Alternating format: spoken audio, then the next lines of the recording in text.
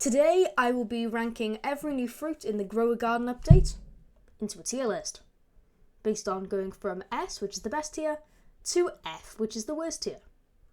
But we might not get down to F, so it'd be S, A, B, C, D, E, F.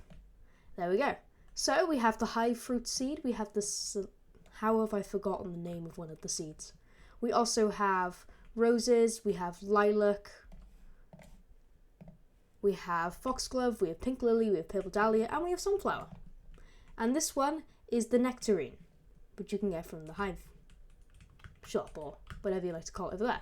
So first, let's get started with these from the flower seed pack. Let's get started with rose. So over here I have a rose, and I have plenty in my inventory. So let's go to this 1 kilogram rose, which is pretty standard. It's worth about 6,000, and if we have a pollinated frozen rose, then the prices can get a little more normal. And if we have a golden one, they get worth quite a bit more.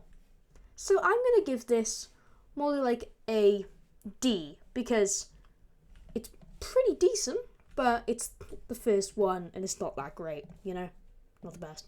Now we have foxglove. So foxglove is the next one, and it does have a similar presentation to lilac, except for it only grows in one, and when you collect it starts growing again, except like here. But for lilac it grows multiple ones. We'll get onto the lilac later. So this is a wet foxglove, which is worth 2 times more than a normal one. So this is worth 36,000, and now it'd be worth 18,000 without that.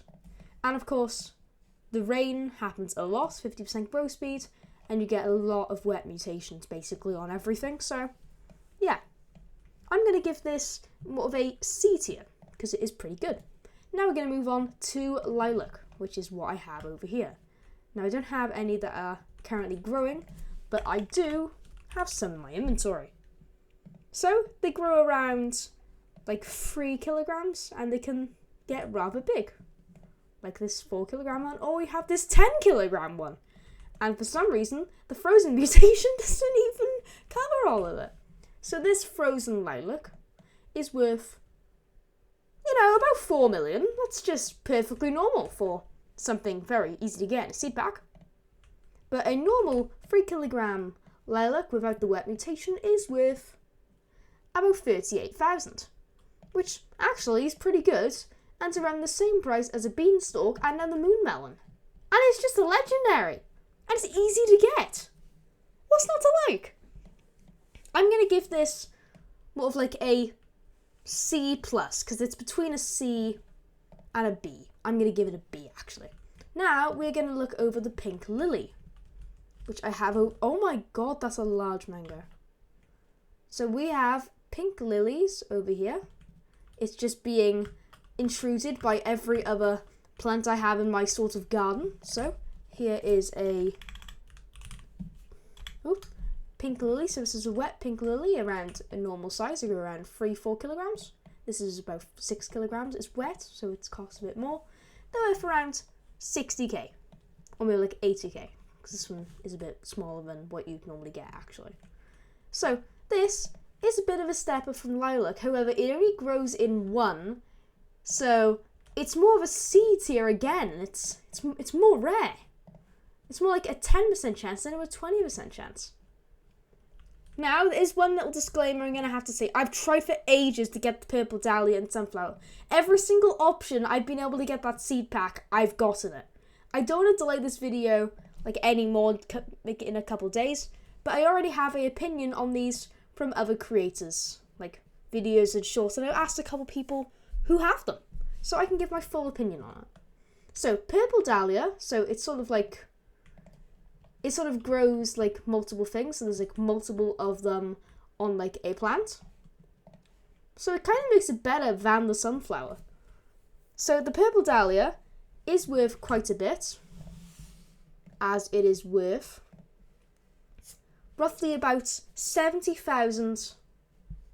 However, it grows in multiple, so it's a lot better than the pink lily, even though it's around the same cost and it is rarer. So I want to give the purple dahlia more like an A tier, because it is pretty good.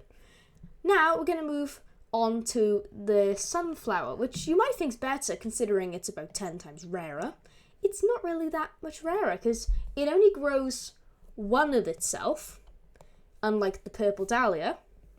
Or, it's not dahlia, it's dahlia. Oops. Anyway, its minimum value is about 135,000, which is a lot more than candy blossom. However, it only grows in one, so it is a bit disadvantaged. I'm still going to give it an A tier because of its upgraded cost. Now, we're going to move on to the ones that you can buy with honey over at that little shop over there. So, let's get started with nectarine. Nectarine is worth 25 honey, and I do have one over here, if I can get past my massive mango. So as we can see, I have a nectarine thing. I only have one of them, and when I collect them, I might collect some other stuff as well, we have quite a couple of nectarine. So we have a wet one here, so they usually grow pretty small, and they are pretty cool looking actually. This one is worth 72,000, so it's worth about 35,000 with minimum value, depending on how much it grows. So this, I'm going to go back and give it more like a B tier, because it grows quite a lot of them, and if you have a bit of a large one and it's frozen, then it can be worth 600k from this small little thing. Imagine you have a shocked mutation, tons of other mutations, or maybe even a disco mutation when Jendel does crazy events. I'm going to give this like a B tier. So now we're going to move on to the hive fruit, which I have literally never ever seen in stock. If I saw it in stock, I would buy it immediately, considering it's only 40 honey. Now, it was only worth like 6,000.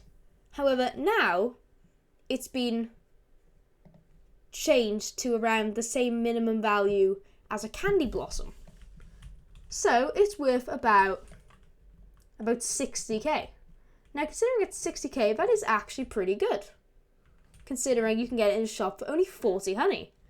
Problem is, it barely comes in the shop and the refreshes every hour. Now, it is going to be changed, so it refreshes every 30 minutes, probably a higher chance, and the honey machine cooldown is lower, but that hasn't happened yet, so I'm giving it a rating based on this current thing. So currently, I want to give it more of like an S tier, because it grows lots of itself. It does take up quite a bit of space on the plot, but then you have loads of the hive fruit. So that's my tier list. If you enjoyed, then you can, like and subscribe and stuff. Also, shout out to Kevin. Not going to say why, but shout out to Kevin. Also, shout out to Average Monkey City Enjoyer. No, it's not. Dave the Bloxer. Daniel, being an epic channel member. Well, you're all epic. And we also have Matt. Even if you're not a channel member, you're still epic. But remember, if you are a channel member, you help support me.